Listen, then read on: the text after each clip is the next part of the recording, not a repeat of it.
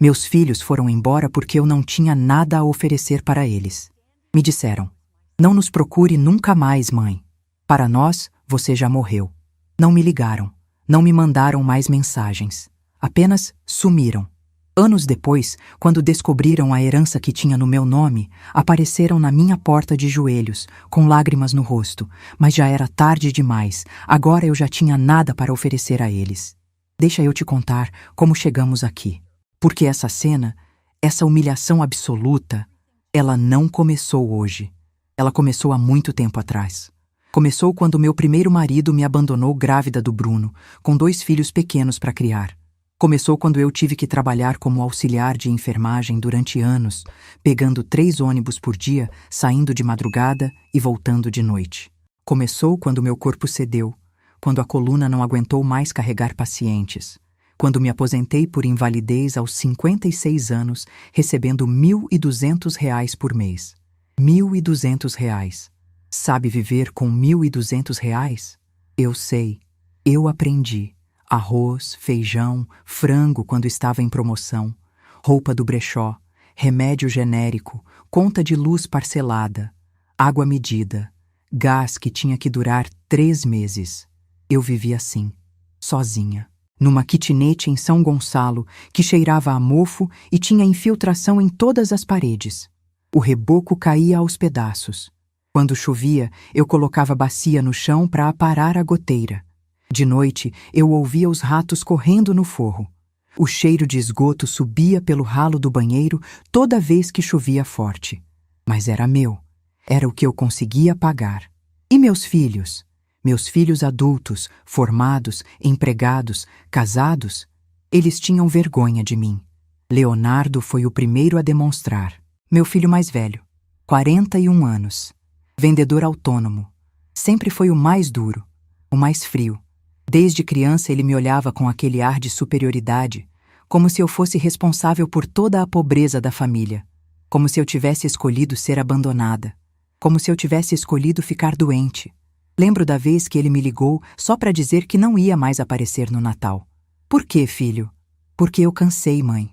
Cansei de fingir que tá tudo bem, de ter que ir nesse lugar horrível que você mora, de comer comida requentada, de ouvir você reclamando da vida. Mas eu não reclamo, Leonardo. Você reclama só de existir, mãe. Sua existência é uma reclamação. Ele desligou. Chorei 3 dias seguidos. Lembro de quando Leonardo tinha 8 anos e pegou catapora. Febre alta, corpo coberto de feridas. Passei 3 noites sem dormir, sentada na cadeira de plástico ao lado da cama dele, trocando as compressas frias na testa, dando banho morno para baixar a febre, cantando baixinho para ele dormir. Ele chorava pedindo colo. Eu pegava ele no colo mesmo, com o corpo dolorido do turno duplo que eu tinha feito no hospital. Embalava, ninava, e ele dormia agarrado em mim como se eu fosse a única coisa segura no mundo dele.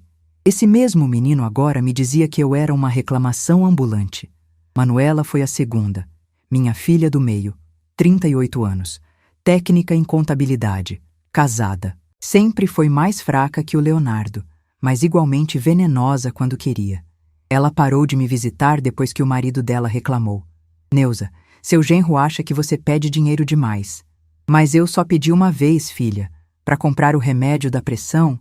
Pois é, ele acha que você tem que se virar, que a gente já ajudou demais. Ajudou demais? Manuela, eu criei vocês sozinha. E daí? Isso te dá o direito de sugar a gente para sempre? Sugar. Ela usou essa palavra. Como se eu fosse um parasita. Como se pedir R$ 50 emprestados para comprar remédio fosse um crime hediondo. Lembro quando a Manuela tinha 15 anos e descobriu que estava grávida. Veio chorando para mim, desesperada, com medo do pai descobrir. Eu segurei a mão dela, levei ela no médico, paguei os exames. Quando ela perdeu o bebê naturalmente, fiquei 3 dias cuidando dela. Limpando, cozinhando, consolando. Nunca julguei, nunca joguei na cara. Guardei o segredo até hoje. Nem o marido dela sabe. Essa mesma filha agora me chamava de sanguessuga. E o Bruno, meu caçula, 35 anos, motorista de aplicativo. Ele foi o último a me abandonar, o que mais hesitou. Eu via nos olhos dele que ele não queria fazer aquilo. Mas ele fez, porque os irmãos mandaram, porque ele sempre foi o mais fraco, o que precisava de aprovação, o que não sabia ficar sozinho. Lembro quando o Bruno tinha 6 anos e levou uma surra do pai. Surra de cinto, que deixou marcas nas costas. O pai estava bêbado, furioso porque tinha perdido dinheiro no jogo. Eu me joguei na frente. Levei parte da surra. Protegi meu filho com meu próprio corpo. Depois, quando o pai desmaiou de bêbado no sofá, levei o Bruno para o banheiro. Limpei os ferimentos. Passei pomada. Ele chorava baixinho, tentando não fazer barulho para não acordar o pai. Eu abracei ele, apertado, e prometi que nunca mais ia deixar ninguém machucar ele. 3 meses depois, o pai foi embora. E eu criei os 3 sozinha. Sem 1 centavo de pensão, sem ajuda de ninguém. Nos últimos meses antes daquela noite maldita, eu sentia a frieza crescendo, as visitas rareando, as ligações ficando mais curtas, as desculpas ficando mais esfarrapadas. Mãe, não vai dar para ir aí no domingo, tô cansado. Mãe, tô sem tempo, a gente conversa depois. Mãe, não posso ajudar esse mês, tô apertado. E eu engolia a seco, engolia a rejeição, engolia a solidão, porque eles eram meus filhos, porque mãe aguenta tudo, né? Mãe perdoa tudo, mãe espera. Até que chegou aquele 17 de abril de 2021, 6 da tarde. Eu tinha passado a tarde inteira cozinhando. Usei o dinheiro que tinha guardado para o remédio. Fui a pé até o mercado.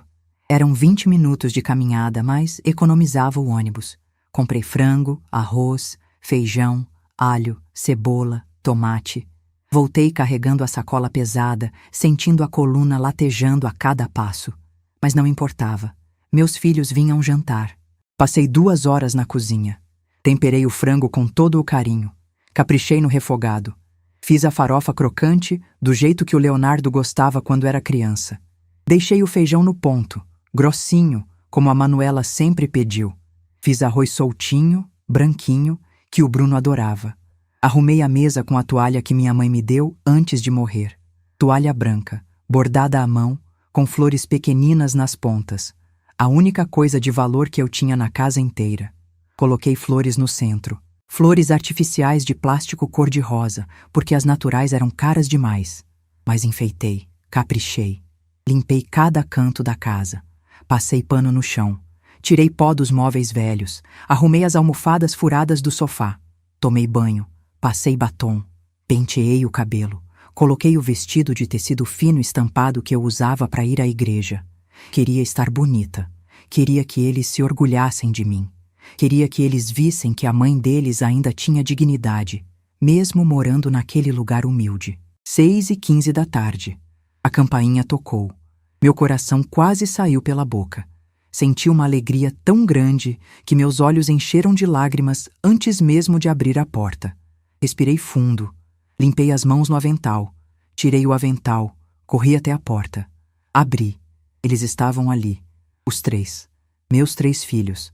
Leonardo na frente, com aquela cara fechada que ele sempre teve. Usando camisa social cinza escuro, calça preta. Parecia que tinha vindo direto de algum compromisso importante. Manuela no meio, olhando para o chão, vestindo uma blusa clara e calça jeans. Bruno atrás, com os olhos vermelhos, camiseta branca e bermuda. Oi, meus filhos! Entrem, entrem, a comida tá prontinha. Minha voz saiu aguda demais, ansiosa demais, desesperada demais. Dava para ouvir o tremor, a necessidade, a carência. Leonardo entrou primeiro. Pisou para dentro como quem pisa numa poça de lama. Olhou ao redor. Vi o nojo no rosto dele. O desprezo. Como se aquele lugar fosse contagioso. Como se a pobreza grudasse na roupa só de encostar nas paredes descascadas. Manuela entrou atrás. Nem me cumprimentou. Nem olhou nos meus olhos. Foi direto para o sofá. Sentou na ponta como se tivesse medo de encostar. Cruzou os braços. Ficou olhando para o celular. Bruno foi o último. Ele me olhou. Por 1 segundo, só 1 segundo, vi tristeza nos olhos dele. Vi culpa. Vi arrependimento. Mas foi só 1 segundo. Depois ele desviou o olhar e entrou, cabisbaixo. Senta, gente. Vou buscar a comida. Não precisa, mãe. Leonardo falou seco, cortante. A voz dele tinha aquele tom de quem não está aberto à discussão. Parei no meio da sala. O sorriso congelou no meu rosto. Senti o estômago embrulhar. Como assim, filho? Mas vocês marcaram de vir jantar? A gente marcou porque precisa falar uma coisa. Não foi para jantar. Senti minhas pernas bambearem. Segurei na parede para não cair. A infiltração estava úmida debaixo da minha mão. Gelada. Fala, fala, meu filho. Leonardo respirou fundo. Olhou para os irmãos. Manuela acenou com a cabeça, confirmando. Dando permissão. Bruno continuou de cabeça baixa, encarando o chão como se houvesse algo fascinante ali. Mãe, a gente não aguenta mais. Não aguenta mais o quê? Isso. Ele abriu os braços, apontando para a casa toda. Para o sofá velho com molas aparecendo. Para a televisão pequena de tubo em cima do rack de MDF descascado. Para o piso de cimento queimado rachado. Para as paredes com mofo nos cantos. Essa vida. Ter que ficar carregando você nas costas. Senti como se tivesse levado um tapa na cara. O ar sumiu dos meus pulmões. Carregando? Eu? Carregando? Eu. É. A gente cansa, mãe. A gente trabalha, tem família, tem conta para pagar. E você sempre pedindo ajuda. Sempre precisando de alguma coisa.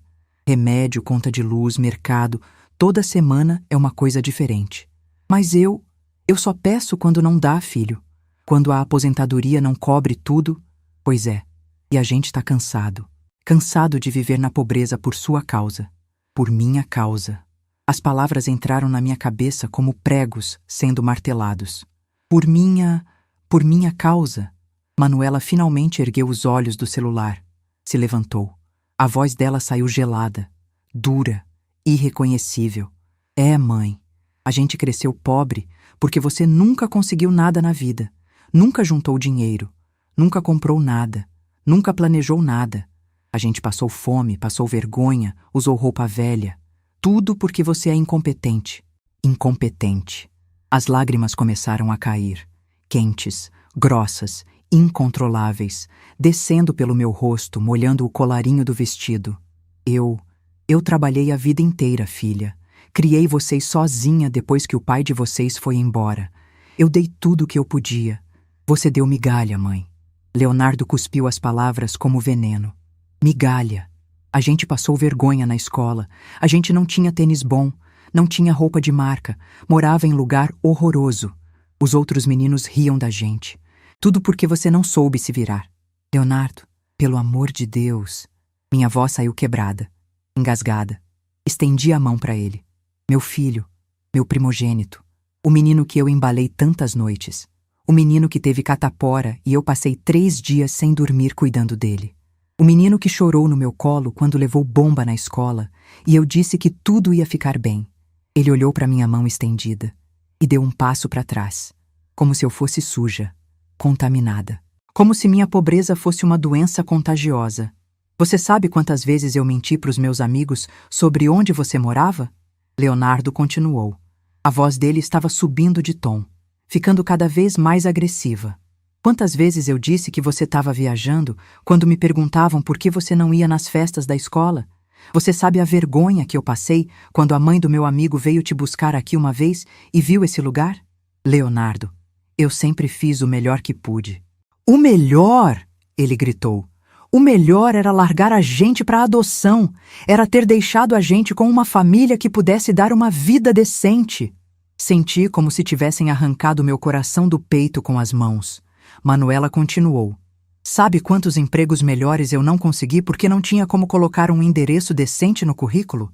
Sabe quantos relacionamentos eu perdi porque tinha vergonha de trazer namorado aqui? Filha, eu nunca pedi para você ter vergonha. Você é a vergonha, ela gritou. E aquele grito ecoou pelas paredes finas da kitnet. Ecoou dentro da minha alma. Bruno finalmente falou. A voz dele tremeu, mas ele falou. E cada palavra era como uma facada. Mãe, a gente decidiu que é melhor cada um seguir seu caminho. Seguir o caminho? O que isso quer dizer? Leonardo tirou um papel dobrado do bolso da camisa. Caminhou até a mesa. Jogou em cima da toalha bordada, bem no meio das flores artificiais. O papel caiu com um som seco. A gente escreveu isso aqui para deixar claro, para não ter dúvida. Peguei o papel com mãos trêmulas. Meus dedos estavam gelados, desdobrei devagar. Li, e meu mundo desabou. Mãe, decidimos que não queremos mais contato. Você representa um peso financeiro e emocional que não podemos mais carregar. A partir de hoje, considere que você não tem mais filhos. Não nos procure, não ligue, não mande mensagem. Para nós, você já morreu. Assinado: Leonardo Alves, Manuela Alves Moreira, Bruno Alves. O papel caiu da minha mão. Flutuou até o chão como uma folha morta, girando no ar, pousando no piso rachado. Olhei para eles, um por um.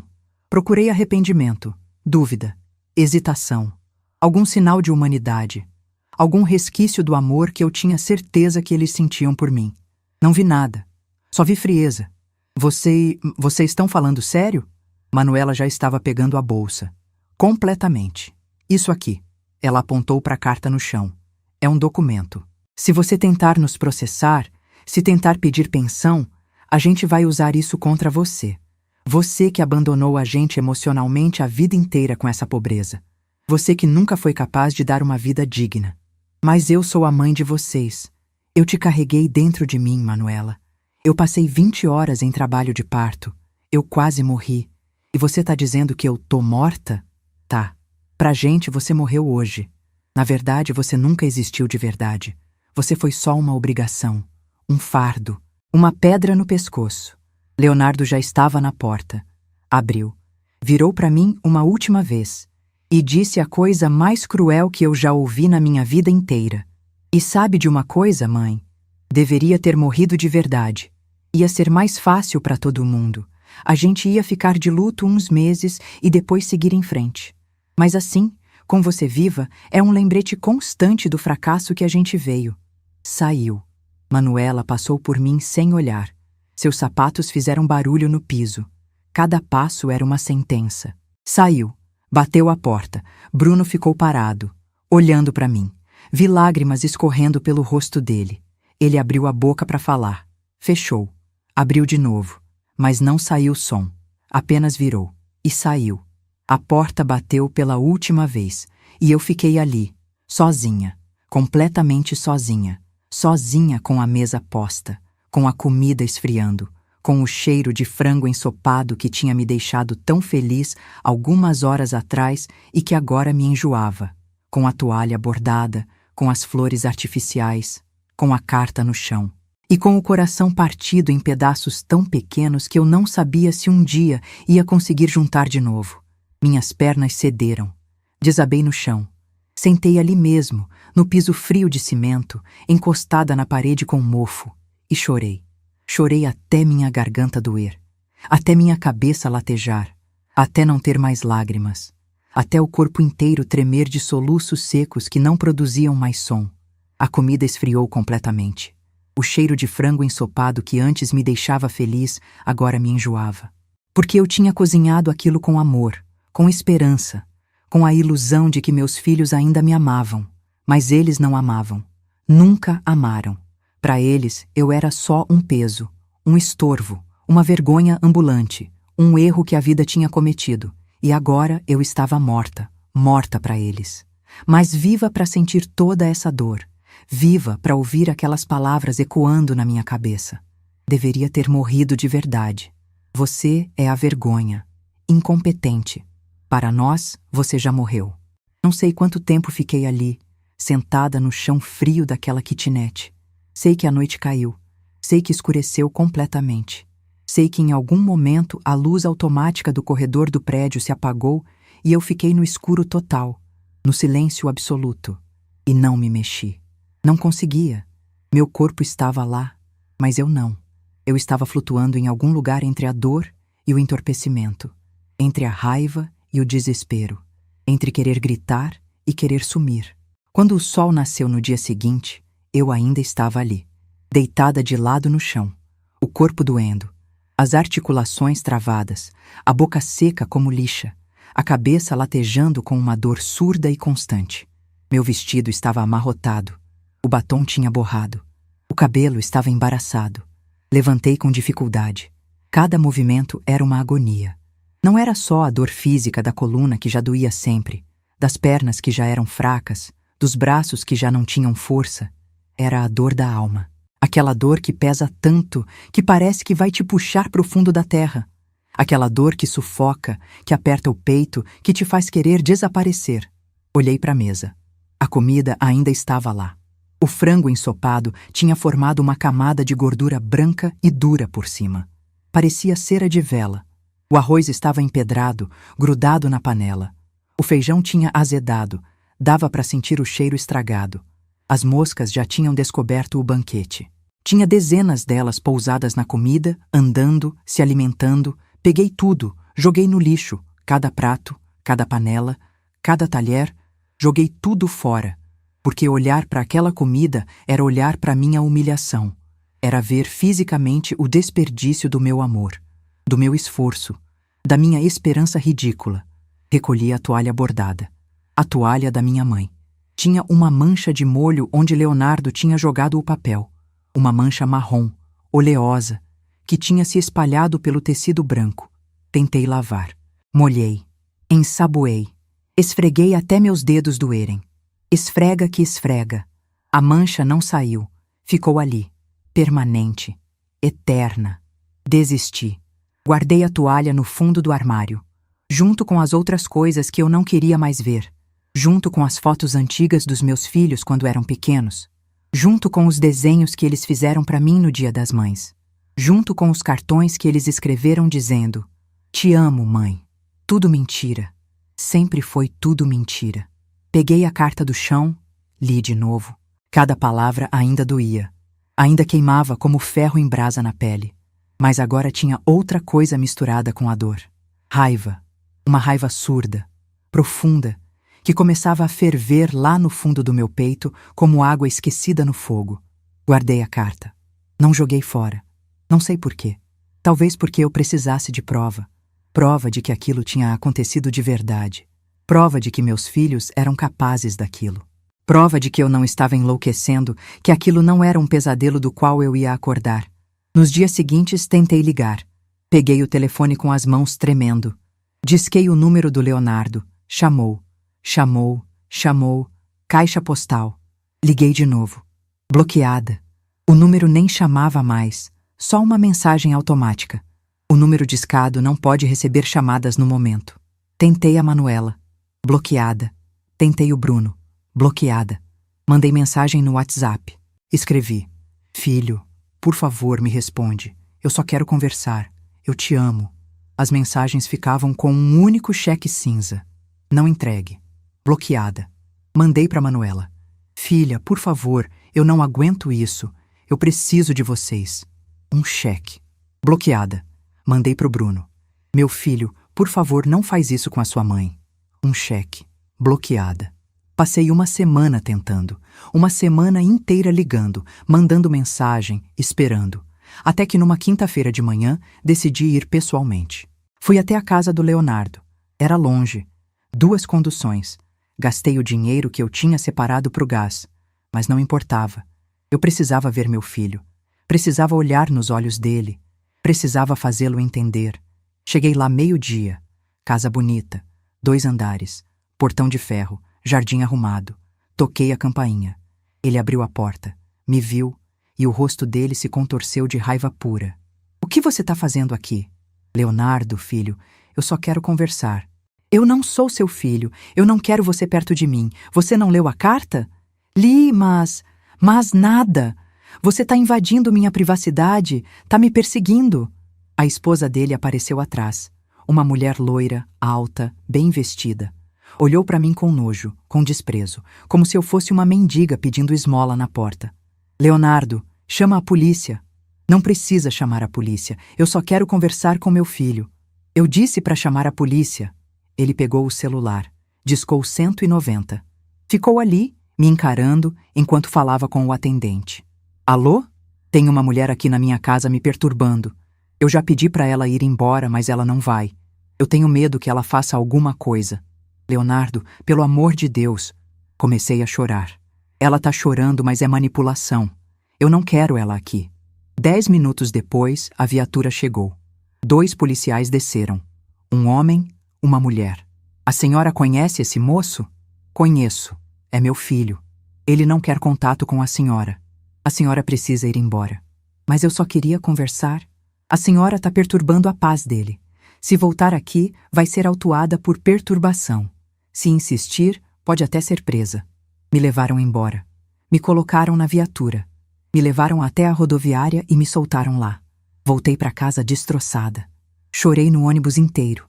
As pessoas olhavam, algumas com pena, outras com curiosidade. Outras desviavam o olhar, desconfortáveis. Cheguei em casa de noite. Entrei, fechei a porta. Sentei no sofá velho e fiquei ali, imóvel, olhando para a parede. A pressão arterial disparou naquela noite. 190 por 120. Senti a cabeça rodando, o corpo formigando. Meus braços ficaram dormentes. Tentei me levantar da cama para pegar o remédio. Desmaiei. Dona Marlene me encontrou no dia seguinte. Ela tinha a chave da minha casa. Sempre teve. A gente era amigas há 30 anos, vizinhas de prédio, irmãs de coração. Ela sempre ia lá ver como eu tava. Ela entrou chamando meu nome. Ceissa! Ceissa! Cê tá aí? Me encontrou caída no corredor, entre o quarto e a sala. Desmaiada, gelada. Ela gritou. Chamou a ambulância. Ficou do meu lado segurando minha mão, chorando, até a ambulância chegar. Fui internada no hospital municipal. 3 dias internada. Soro entrando na veia. Remédio para pressão. Calmante. Sedativo. Exames. Mais exames. A médica conversou comigo no 2º dia. Dona Neuza, a senhora teve um pico hipertensivo grave. Muito grave. A pressão subiu tanto que poderia ter causado um AVC a qualquer momento. A senhora tem sorte de estar viva. Sorte? Que sorte era essa de estar viva para sofrer? A senhora precisa cuidar da saúde mental. O que aconteceu para deixar a senhora tão mal assim? Não consegui responder. Só chorei. E chorei. E chorei. Quando recebi alta, Dona Marlene me levou para a casa dela. Não quis que eu ficasse sozinha. Você vai ficar aqui comigo uns dias. Não discute. Não aceito não como resposta. Fiquei. Mas não melhorei. Entrei numa espiral. Acordava, mas não levantava da cama. Ficava ali, deitada, olhando para o teto. Comia só quando a Marlene insistia muito. E mesmo assim, comia pouco. Sem gosto, sem vontade. Tomava banho só quando ela brigava. Neuza, levanta dessa cama e vai tomar um banho. Você não pode ficar assim. Eu ia. Tomava banho. Demorava 1 hora embaixo do chuveiro. Deixava a água quente cair. Às vezes chorava. Às vezes só ficava ali, parada, sentindo a água escorrer.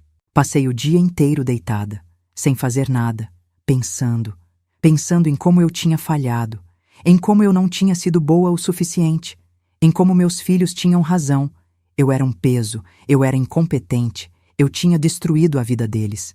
Eles estariam melhor se eu tivesse morrido mesmo, se eu tivesse sumido, se eu nunca tivesse existido. Ceissa, para com isso. Marlene falava firme. Sentava na beirada da cama, segurava minha mão. Você não destruiu nada. Você criou 3 filhos sozinha. Trabalhou até o corpo quebrar. Deu tudo o que podia. Mais do que podia. Eles que são uns ingratos, uns monstros. Mas eu não acreditava nela. Porque mãe sempre acha que a culpa é dela, né? Sempre acha que podia ter feito mais. Sido melhor. Dado mais. Amado mais, protegido mais. Fiquei 6 meses afundada nessa depressão. 6 meses em que a vida não tinha cor, não tinha sabor, não tinha sentido. Tudo era cinza, tudo era vazio. Até que num sábado de manhã, Dona Marlene me acordou cedo. Abriu as cortinas. A luz do sol entrou forte, me cegando. Levanta, você vai comigo. Ir onde? Na reunião do grupo da terceira idade, na igreja. Marlene, eu não tô com cabeça, eu não tô perguntando, tô mandando. Levanta dessa cama, toma banho, se arruma e vamos. Fui porque não tinha força para discutir. Chegamos na igreja, salão de eventos no subsolo. Tinha umas 20 pessoas, idosos, conversando, rindo, tomando café com leite e comendo pão com manteiga. Sentei num canto, quieta, de cabeça baixa. Marlene foi conversar com as amigas dela. E foi ali que eu vi ele pela primeira vez. Antônio Ferreira. Ele estava sentado do outro lado do salão. sozinho, lendo jornal. Homem alto, magro, cabelo grisalho bem penteado, óculos de grau. Roupa simples, mas limpa. Calça de sarja bege, camisa de botão branca. Sapato preto bem engraxado. Ele ergueu os olhos do jornal. Nossos olhares se cruzaram. Ele sorriu. Um sorriso tímido, gentil, sem segundas intenções, sem pena, sem julgamento. Apenas um sorriso. Eu desviei o olhar, mas senti algo estranho. Algo que eu não sentia há muito tempo. Curiosidade. As reuniões viraram rotina. Marlene me arrastava todo sábado. E todo sábado eu via o Antônio. Sempre quieto, sempre educado, sempre sozinho, sempre lendo jornal ou conversando baixo com algum outro senhor. Até que num dia ele veio até mim. Bom dia. Olhei para ele. De perto, vi que ele tinha olhos castanhos e cansados. Olhos de quem já tinha vivido muita coisa. Olhos gentis. Bom dia. Meu nome é Antônio. Antônio Ferreira. Neuza. Prazer, Neuza. Posso sentar? Acenei que sim. Ele sentou ao meu lado. Ficamos em silêncio por um tempo. Não era um silêncio desconfortável. Não era pesado. Era tranquilo. Você vem aqui toda semana? Minha amiga me traz. Entendo. Eu também venho toda semana. Moro sozinho. É bom sair de casa, conversar um pouco. Você é viúvo? Sou. Há 8 anos. E você? Divorciada. Há muito tempo. Ele acenou. Não perguntou mais nada. Não foi invasivo. Apenas ficou ali, sentado ao meu lado, em silêncio. Respeitoso. Foi a primeira vez em meses que eu me senti vista. Não julgada, não cobrada, não pesada. Apenas vista. Nos sábados seguintes, a gente conversou mais. Ele perguntava sobre mim, sobre minha vida. Eu contava, aos poucos, com cuidado, testando, mas contava. Ele me ouvia, de verdade, não fingia, não olhava para o relógio, não desviava o olhar, não mudava de assunto, apenas ouvia. E quando eu perguntava sobre ele respondia, sem drama, sem reclamar, sem se fazer de coitado. Trabalhei 30 anos na Petrobras, me aposentei, minha esposa morreu de câncer. Cuidei dela até o último dia. Não tivemos filhos, a família toda mora longe. Tenho sobrinhos em Minas, mas a gente quase não se fala, então é só eu e meus livros. Você não se sente sozinho? Sinto, mas aprendi a viver com isso. A solidão só é ruim quando a gente resiste a ela. Quando a gente aceita, ela vira companhia. 3 meses depois das primeiras conversas, ele me ofereceu carona para casa. Neuza, você mora longe. Deixa eu te levar de carro. Hesitei, mas aceitei. Ele dirigia devagar, com cuidado, sem pressa. Respeitava os limites, dava seta. Parava nas faixas de pedestres. Quando chegamos na frente do meu prédio, ele não foi embora logo. Desligou o carro. Ficou ali, conversando comigo. Por 1 hora, 2, conversamos sobre tudo. Sobre música, sobre comida, sobre lugares que a gente queria conhecer, sobre saudade. Neuza, posso te fazer uma pergunta? Pode. Por que você parece tão triste, tão perdida? Engoli seco. É uma longa história. Eu tenho tempo e tenho ouvidos, se você quiser falar. E eu contei. Pela primeira vez desde que aconteceu, eu contei tudo. Sobre os filhos, sobre o abandono, sobre a carta, sobre a humilhação, sobre a dor que não passava, sobre a vontade de sumir. Ele ouviu sem interromper, sem julgar, sem dar palpite. Quando terminei, ele ficou em silêncio por um tempo, pensando. Depois falou: seus filhos são tolos. Por quê? Porque abriram mão da melhor coisa que tinham. Você. Comecei a chorar, não de tristeza, de alívio, porque alguém finalmente tinha dito que não era culpa minha, que eu não era o problema, que eu valia alguma coisa. Antônio virou amigo, começou a me visitar, 2 vezes por semana, sempre avisando antes, sempre educado. Trazia pão fresco da padaria, leite, às vezes um bolo, um pedaço de queijo. A gente sentava na minha sala apertada e conversava por horas, sobre tudo, sobre nada, sobre a vida, sobre os erros, sobre as dores, sobre as alegrias pequenas que a gente deixa passar sem perceber. Ele nunca me julgou, nunca me fez sentir pequena, nunca insinuou que eu tinha culpa, Nunca disse que eu devia perdoar meus filhos. Apenas me ouviu, me acolheu. E aos poucos, eu fui voltando a viver.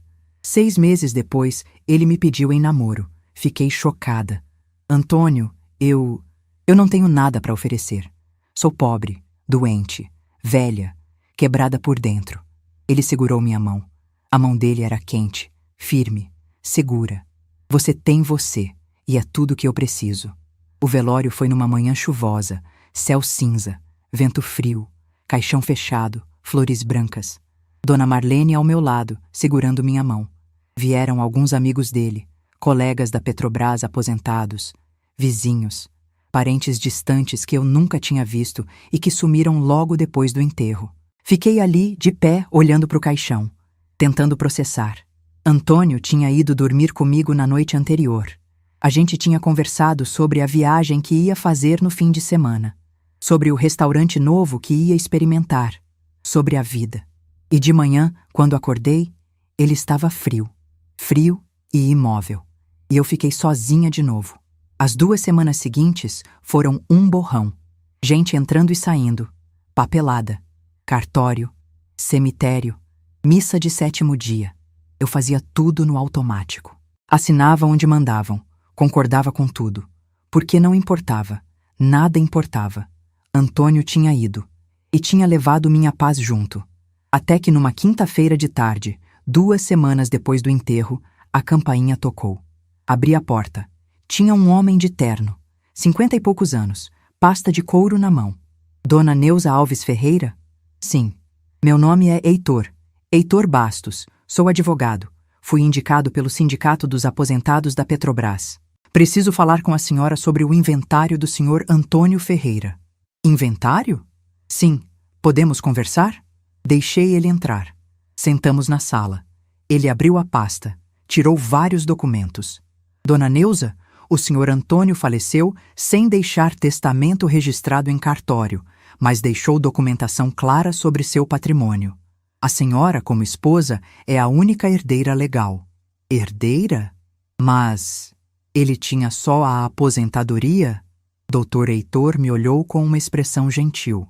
Dona Neuza, seu marido era aposentado da Petrobras há 22 anos. Ele recebia mensalmente R$ 9.500 de aposentadoria. Além disso, ele era proprietário de 3 imóveis. Pisquei. Não estava entendendo. 3 imóveis? Sim.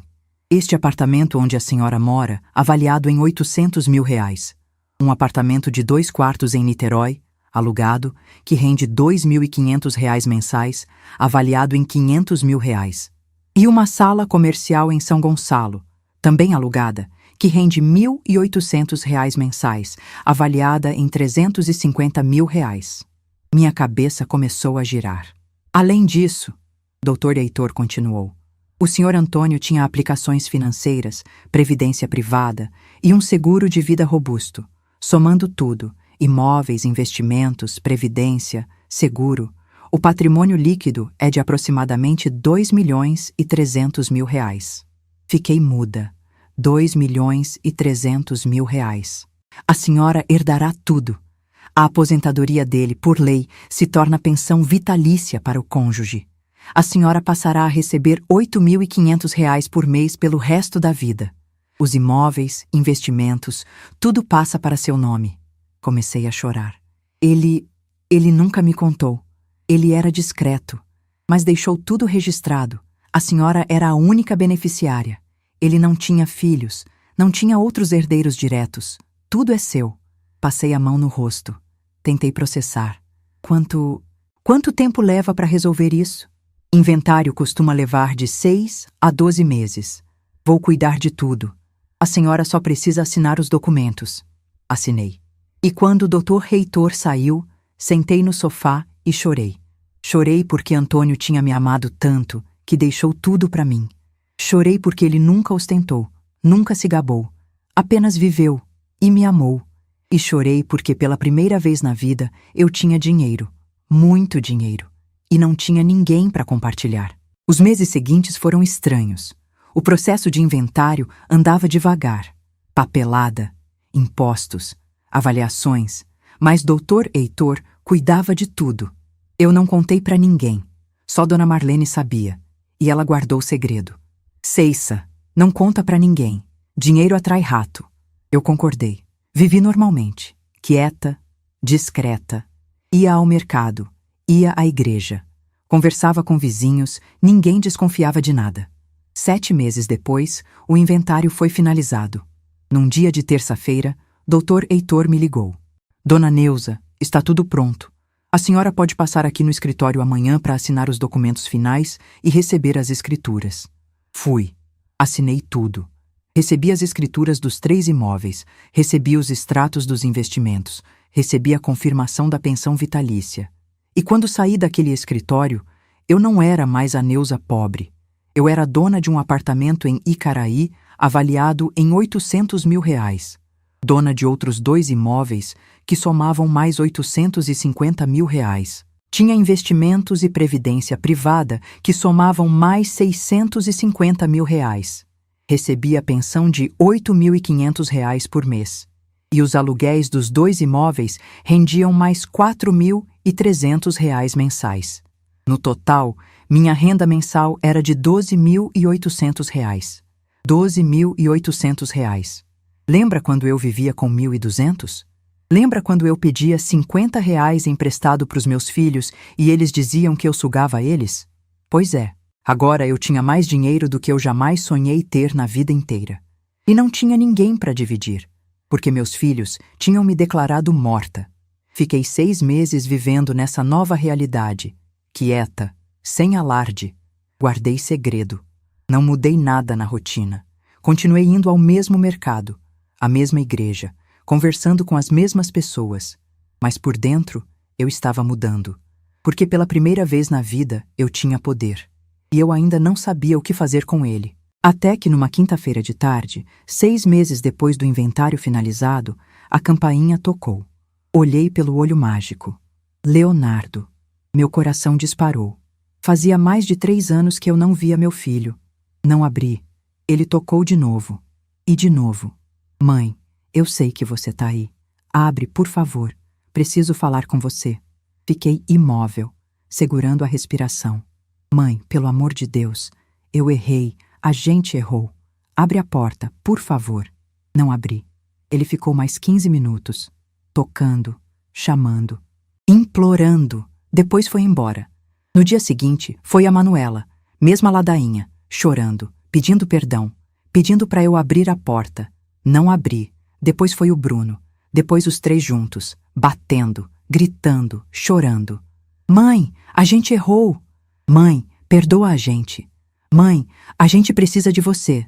Não abri, mas eu sabia. Eu sabia porque eles tinham voltado, porque alguém tinha contado. Alguém tinha visto meu nome em algum documento público do inventário, ou tinha ouvido algum comentário, ou tinha descoberto de alguma forma. Eles sabiam que eu tinha herdado, e tinham voltado, não por mim, pelo dinheiro. Numa manhã de sábado, quando eu voltava do mercado, eles estavam na portaria do prédio, os 3. De joelhos, chorando. O porteiro olhava constrangido. Alguns vizinhos observavam de longe. Mãe, perdoa a gente. Leonardo falava entre soluços.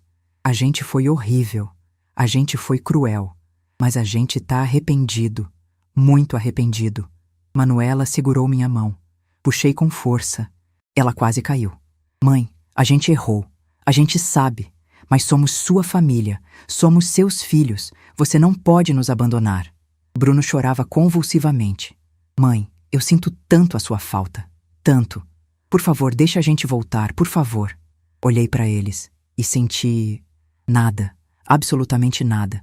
Nem raiva, nem dó, nem amor, nada. Levantem. Eles se levantaram esperançosos. Vocês querem entrar? Sim, sim, mãe, por favor. Então vem. Subimos pro apartamento. No elevador, eles ficaram em silêncio, olhando para o chão, nervosos. Quando entramos no apartamento, eles olharam ao redor, boquiabertos. Móveis novos, sofá de couro, televisão grande, decoração bonita, quadros nas paredes, piso de madeira, vista linda para a praia. Leonardo engoliu seco. Manuela arregalou os olhos. Bruno ficou parado, chocado. Senta. Eles sentaram no sofá. Eu fiquei de pé, braços cruzados. Por que vocês voltaram? Silêncio. Leonardo, por que você voltou? Ele baixou a cabeça. Porque eu errei, mãe. Não, por que agora? Por que não voltou há 2 anos? Há 3? Ele não respondeu. Olhei para Manuela. E você? Ela chorava. Mãe, eu descobri que a senhora herdou... Pronto, pelo menos uma deles foi honesta. Ah, então é isso. Vocês descobriram que eu herdei dinheiro e voltaram. Bruno tentou falar. Mãe, não é só por isso. Cala a boca, Bruno. Ele calou. Fui até o escritório. Peguei uma pasta. Voltei para a sala. Joguei na mesa de centro. Sabem o que é isso? Leonardo pegou. Abriu. Era uma cópia daquela carta. A carta que eles tinham me dado anos atrás. Aquela que dizia que eu estava morta para eles. Xerox autenticado em cartório. Vocês lembram disso? Manuela soluçou. Mãe, a gente estava com raiva. A gente não pensou. Raiva? De mim? Do que eu fiz de tão horrível para merecer isso? Mãe, a gente estava errado. Vocês me chamaram de peso, de incompetente. Disseram que eu tinha destruído a vida de vocês. Me abandonaram. Me bloquearam. Chamaram a polícia quando eu tentei me aproximar. Mãe, perdoa a gente. Bruno se ajoelhou de novo. Levantem. Ele levantou. Respirei fundo. Olhei nos olhos de cada um deles. Vocês querem saber por que eu deixei vocês entrarem aqui hoje? Eles esperaram em silêncio, porque eu queria olhar nos olhos de vocês e confirmar uma coisa. Pausa. Vocês não vieram aqui porque sentem minha falta. Vocês vieram porque descobriram que eu tenho dinheiro e acham que têm direito. Mas vocês estavam certos naquela carta. Eles franziram a testa, confusos. Eu realmente não tenho nada para oferecer para vocês, porque tudo que eu tenho, esse apartamento, esse dinheiro, essa paz, não é para quem me jogou fora quando eu era pobre. Podem ir embora. E dessa vez, não voltem. Leonardo ficou pálido. Mãe, você não pode fazer isso. Posso, e tô fazendo. Saiam da minha casa. Mãe! Manuela gritou. Você não pode nos abandonar. Comecei a rir. Uma risada seca, amarga. Eu não posso abandonar vocês? Vocês estão de brincadeira, né? Mãe, a gente é sua família. Bruno tentou. Não, vocês não são. Vocês mesmos disseram. Para vocês eu tô morta. Lembra? Abri a porta. Saiam. Eles não se moveram. Saiam. Saíram. Chorando, gritando, ameaçando. Fechei a porta. Tranquei. Encostei nela. E pela primeira vez em anos, sorri. Eles não desistiram. Claro que não. Gente assim nunca desiste quando tem dinheiro em jogo. Nos meses seguintes, foi uma enxurrada. Ligações de números desconhecidos. Mensagens no WhatsApp de contas novas que eles criavam só para me mandar textão choroso. Apareciam na portaria do prédio. Mandavam carta, e-mail, recado com vizinho. Ignorei tudo. Até que Leonardo decidiu apelar. Ele entrou com processo pedindo pensão alimentícia reversa. Isso mesmo. Meu filho, de 41 anos, vendedor autônomo, entrou na justiça pedindo que eu pagasse pensão para ele. A alegação, que ele estava em situação de necessidade, que eu, como mãe, tinha obrigação de ajudar, que eu tinha patrimônio considerável e ele estava desempregado. Mentira. Ele não estava desempregado, mas ele forjou documentos, declarou renda zero, pegou atestado médico falso dizendo que tinha depressão e não conseguia trabalhar.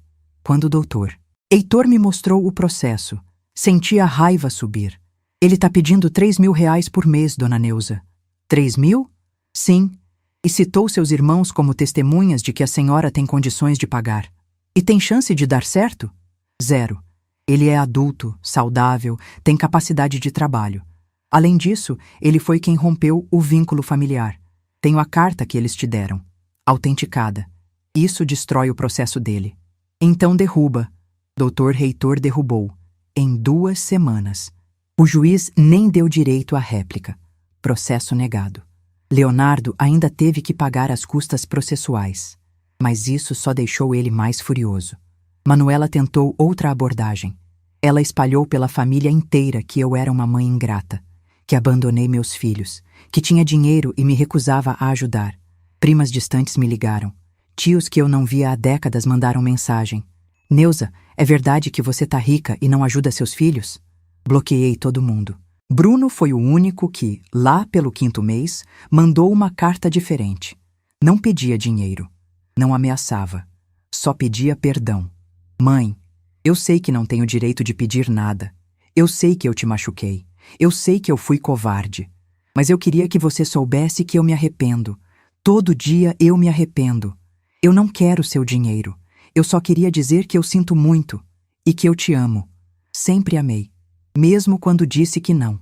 Bruno. Li a carta 3 vezes. Senti algo se mexer dentro de mim, mas não respondi, porque perdão não apaga, não conserta, e eu não estava pronta para perdoar. 2 anos se passaram, 2 anos de paz, de silêncio, de vida boa. Viajei com Dona Marlene, conhecemos Bahia, Minas Gerais, Santa Catarina. Fiquei em hotéis bons, comi em restaurantes chiques. Comprei roupa nova, arrumei o cabelo em salão caro, doei parte da herança, 50 mil reais para o asilo onde minha mãe tinha passado os últimos anos de vida, 30 mil reais para um orfanato em São Gonçalo, 20 mil reais para a igreja que me acolheu quando eu estava no fundo do poço. E vivi. Finalmente, vivi. Até que numa terça-feira de manhã recebi uma ligação de um número desconhecido. Atendi por engano. Alô? Dona Neuza? Aqui é da Secretaria de Saúde de Niterói. A senhora é mãe do Leonardo Alves? Meu coração gelou. Sou. Por quê? Ele deu entrada no hospital com infarto, está na UTI, pediu para avisar a senhora. Desliguei. Fiquei parada, segurando o celular. Infarto. Leonardo tinha 43 anos. Novo demais para infarto. Ou talvez não. Talvez o ódio que ele carregava dentro dele tivesse finalmente cobrado o preço. Não fui para o hospital. Liguei para o Dr. Reitor. Doutor, preciso de um favor.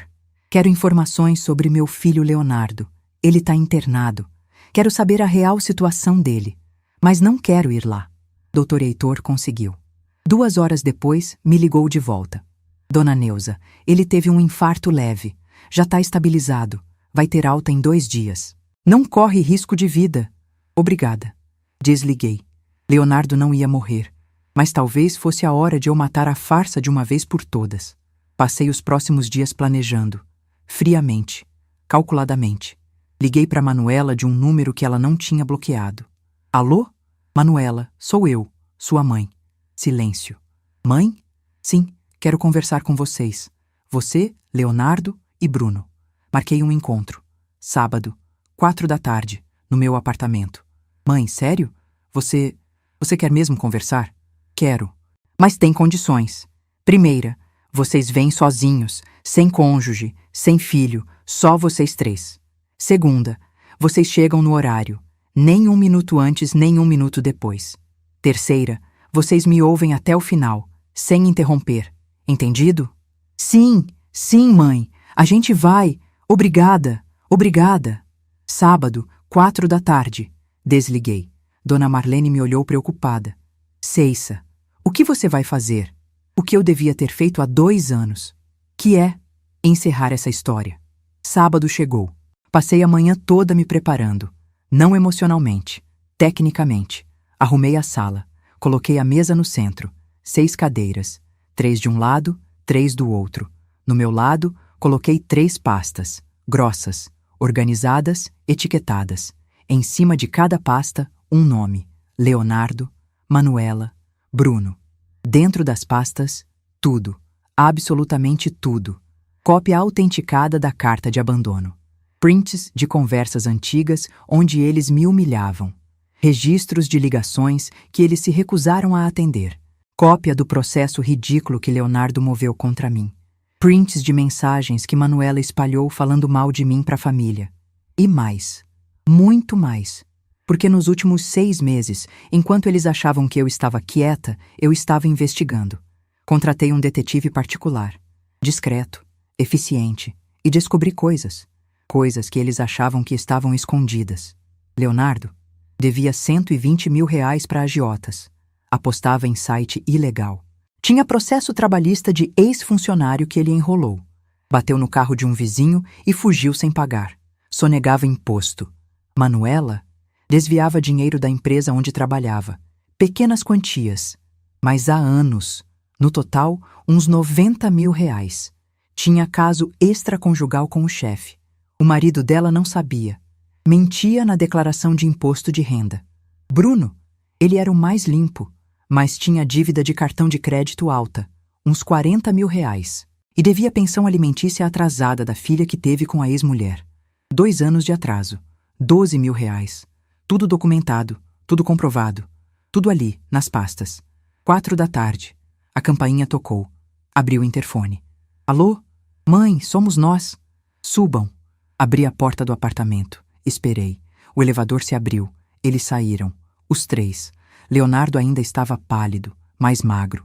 Manuela tinha olheiras fundas. Bruno evitava meu olhar. Entrem. Entraram. Olharam para a sala. Viram a mesa, as cadeiras, as pastas. Sentem. Sentaram. Do lado oposto ao meu. Sentei na minha cadeira. Cruzei as mãos sobre a mesa. Olhei para eles, um por um. Obrigada por virem. Manuela tentou falar. Mãe, a gente... Levantei a mão. Eu falei que vocês iam me ouvir até o final sem interromper. Lembra? Ela fechou a boca. Bom, vamos começar. Puxei a primeira pasta. A do Leonardo. Leonardo, meu primogênito. Você me chamou de incompetente, de peso. Disse que eu destruí sua vida, que eu era responsável pela pobreza da família. Abri a pasta. Você hoje tem 43 anos, trabalha como vendedor autônomo, mas nos últimos 3 anos você desviou mercadoria da empresa onde era representante. Sonegou imposto. Devia 120 mil reais para agiotas, porque você apostava em site ilegal. Bateu no carro do seu vizinho e fugiu sem pagar o conserto. Tem processo trabalhista de ex-funcionário que você humilhou e demitiu sem pagar verbas rescisórias. Joguei os documentos na mesa, um por um. Leonardo ficou branco. Tá tudo aqui, comprovado, assinado, autenticado. Puxei a segunda pasta, a da Manuela. Manuela, minha filha do meio. Você disse que eu não sabia me planejar, que eu era burra, que eu tinha vergonha de você. Abri a pasta. Você trabalha como técnica em contabilidade há 15 anos e há 8 anos você desvia dinheiro da empresa. Pequenos valores, 500 aqui, 1.000 ali.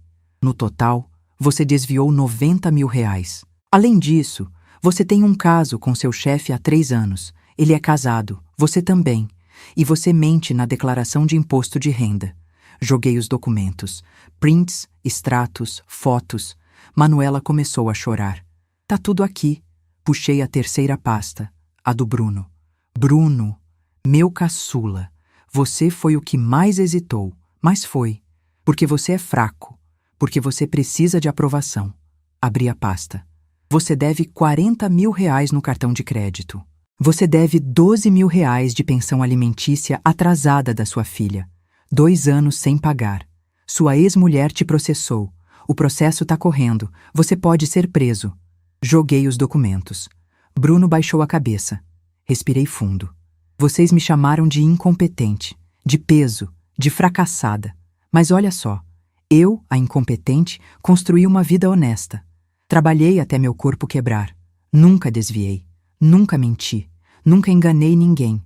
E quando eu herdei porque alguém me amou de verdade. Não porque eu enganei, não porque eu roubei, porque eu amei e fui amada. Olhei para eles. Vocês, por outro lado, que são tão superiores, tão inteligentes, tão melhores que eu, olha o que são. Ladrões, mentirosos, devedores, covardes. Leonardo tentou falar. Mãe, isso não... Cala a boca! Ele calou. Agora vocês vão me ouvir até o final, como prometeram. Levantei.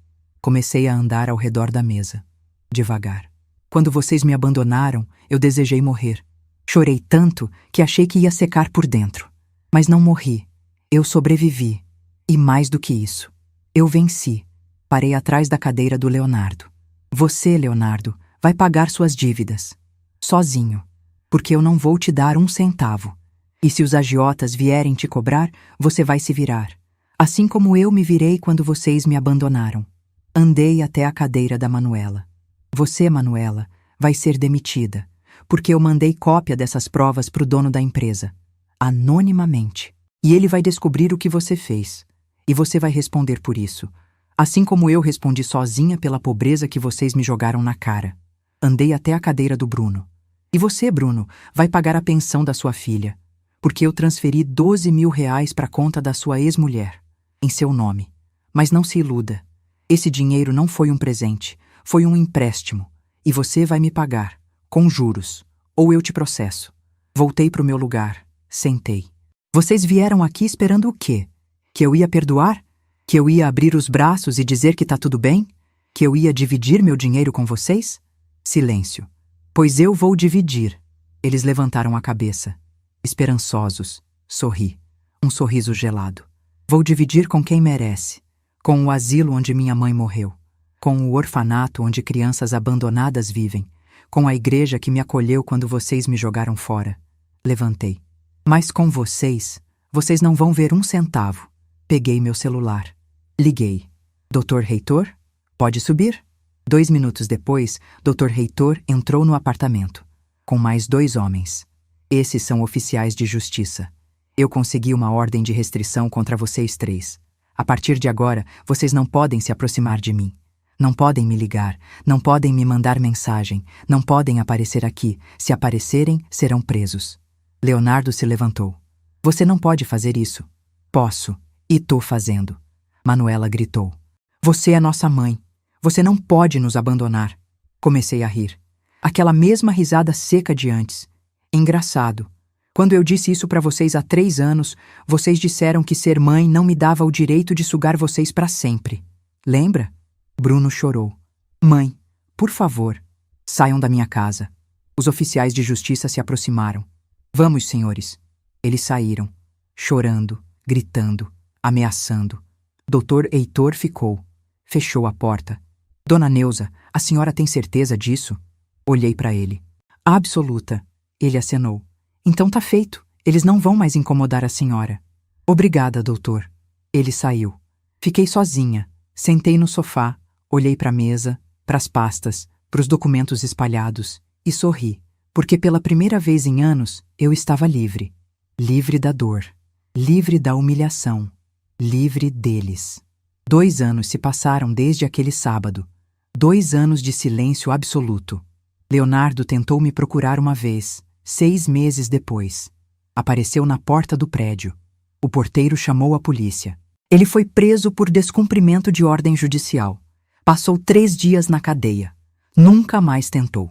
Manuela foi demitida como eu previ. O dono da empresa não só a demitiu, como moveu processo por apropriação indébita. Ela teve que devolver os 90 mil reais, parcelado. Vai pagar pelos próximos 10 anos. O marido descobriu o caso. Pediu divórcio. Ela perdeu a guarda dos filhos. Bruno pagou a pensão. E me pagou de volta, com juros, como eu exigi. Ele mandou uma carta junto com o último pagamento. Curta, simples. Obrigado por me obrigar a ser homem. Desculpa por tudo. Não respondi, mas guardei a carta. E eu? Eu estou bem. Muito bem. Moro no meu apartamento em Icaraí, vista para o mar. Acordo todo dia e tomo café na varanda. Olho o sol nascendo. Ouço o barulho das ondas. Viajo. Já conheci 15 estados brasileiros. Fui para a Argentina, para o Uruguai. Mês que vem vou para o Chile com a dona Marlene. Doei mais dinheiro. Mais 50 mil reais para o asilo. Mais 30 mil para o orfanato. Patrocinei bolsa de estudos para 5 crianças carentes. Comprei roupas bonitas, arrumei o cabelo, fiz as unhas, me cuidei, reencontrei amigas antigas, fiz amigas novas. Entrei num grupo de terceira idade que faz caminhada na praia. Conheci gente boa, gente de verdade. E tem um senhor, seu Geraldo, viúvo, aposentado. Ele puxa conversa comigo toda semana, me convida para tomar café, me faz rir. Não sei se vai dar em alguma coisa, mas tá gostoso, tá leve. E meus filhos? Eles vivem a vida deles, longe de mim. Leonardo continua devendo pros agiotas, continua apostando, continua fudido. Manuela continua pagando a dívida, continua sozinha, continua quebrada. Bruno tá tentando, trabalha muito, paga as contas, visita a filha todo fim de semana. Eu poderia ajudar? Poderia.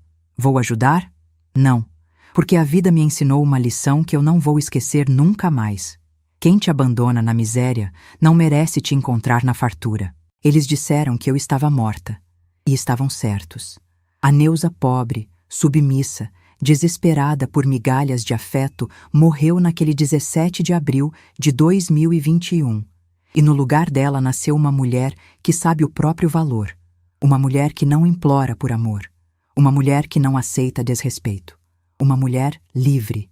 E essa mulher sou eu. Neuza Alves Ferreira. 64 anos. Viúva. Feliz. E em paz. Se você chegou até aqui, obrigada por me ouvir.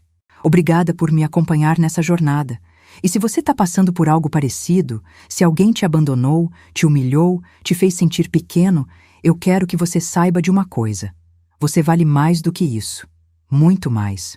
Não implora por amor de quem não sabe dar. Não aceita migalha de quem te deve banquete. Levanta a cabeça, limpa as lágrimas e segue. Porque a melhor vingança não é o ódio, é a sua paz. Se essa história te tocou, compartilha com alguém que precisa ouvir. Se inscreve no canal. E clica na próxima história que está passando na tela agora. Tenho certeza que você vai gostar. Um beijo no coração de cada um. E lembra, dignidade não se vende, não se troca, não se negocia. Dignidade se carrega. Para sempre.